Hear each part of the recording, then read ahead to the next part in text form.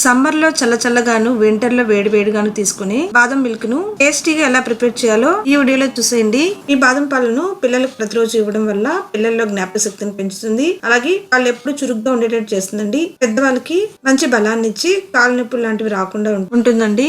ఒకసారి ఈ బాదం పౌడర్ మిక్స్ చేసి పెట్టుకుంటే ఒక 2 months వరకు కూడా ఈ పౌడర్ ని వాడుకోవచ్చు అండి. మరి లేట్ చేయకుండా బాదం మిక్స్ పౌడర్ ని ఇంట్లో ఎలా చేసుకోవాలో ఈ వీడియోలో చూసేయండి. దీనికోసం ముందుగా స్టవ్ పైన ఒక బాండీ పెట్టుకొని అందులో 1 కప్ వరకు బాదములను వేసుకోండి. ఇప్పుడు స్టవ్ ని మీడియం ఫ్లేమ్ లో పెట్టుకొని బాగా వేయించుకోండి. మరి ఎక్కువ ఏం అవసరం లేదు, లైట్ గా వేయించుకుంటే సరిపోతుంది. ఆ తర్వాత ఇందులోకి ఒక 10 నుంచి 15 వరకు పిస్తా పప్పును తీసుకొని వేసుకొని వీటిని కూడా బాగా ఫ్రై చేసుకోండి.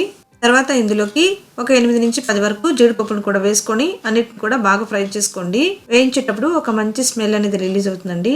అప్పటి వరకు బాగా ఫ్రై చేసుకొని ఆ తర్వాత స్టవ్ పై నుంచి దించుకొని చల్లారనివ్వండి.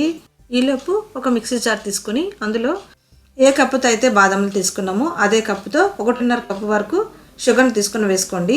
మనం బాదం పప్పుల్ని 1 కప్పు తీసుకున్నాం కదా, 1 కప్పు బాదం పప్పులకి 1.5 కప్పు వరకు షుగర్ తీసుకోవాలి. మీరు షుగర్ ఎక్కువ తినే వాళ్ళైతే 2 cups వరకు తీసుకోండి. తర్వాత ఇందులోకి కుంకుమ పువ్వును కూడా కొద్దిగా వేసుకుంటున్నాను. మీ దగ్గర ఉంటే వేసుకోండి, లేదంటే స్కిప్ చేయండి, అది ఆప్షనల్లే అండి. తర్వాత కలర్ కోసం ఇక్కడ నేను ఒక 1/2 టేబుల్ స్పూన్ వరకు పసుపును వేసుకుంటున్నాను.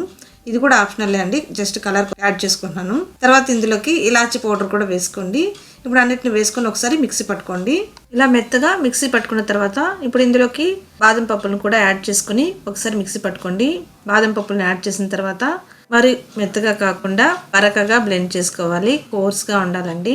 మనం బాదం పాలను తయారు చేసుకున్నప్పుడు ఆ సన్న పప్పులని నోటికి తగులుతూ పంటికి తగులుతూ బాదం పాలు అనేది చాలా టేస్టీగా ఉంటాయి.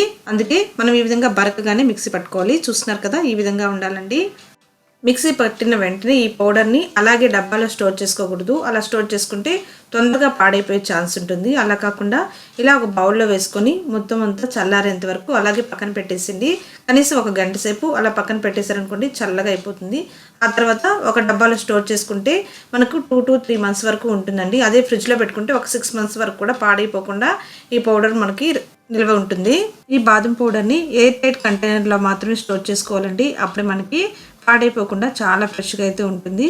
ఇప్పుడు ఈ పౌడర్తో మనం ఎప్పుడు కావాలంటే అప్పుడు బాదం పాలను చేసుకొని తీసుకోవచ్చు.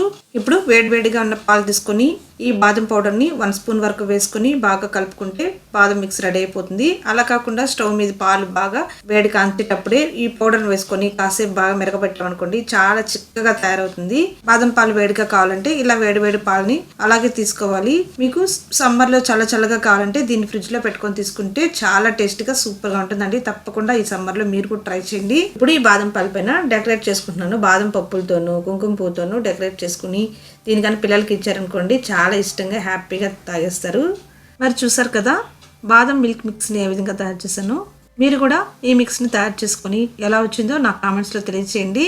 మీకు ఈ వీడియో నచ్చినట్లయితే తప్పకుండా నా ఛానల్ని సబ్స్క్రైబ్ చేసుకోండి. అలాగే మీ ఫ్రెండ్స్కి రిలేటివ్స్ కూడా షేర్ చేయండి. నా ఛానల్ని సపోర్ట్ చేయండి. Thank you so much for watching my video.